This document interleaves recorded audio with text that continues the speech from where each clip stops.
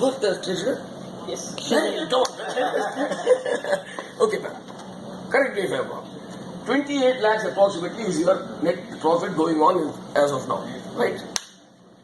Your per square feet figures you are calculating before taking into account the credit note we get from property. Correct? That means you have charged, you have invoiced more than what is the actual maintenance cost. I have calculated it. Instead of 2.82 paisa, it is 2.60 paisa. It comes down. So effectively, I am talking macro figures.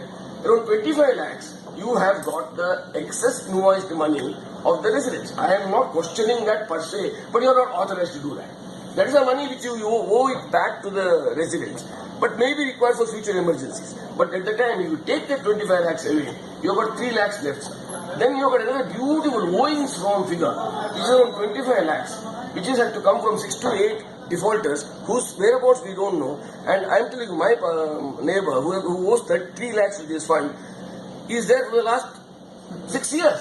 And so, isn't it prudent for us? Isn't prudent for us to keep that 25 lakhs separate and don't mix it with the net income figures so that we get an artificial healthy feeling? We are not healthy. So considering that, I would like more participation for everyone to ensure that our priority for spending and the way we spend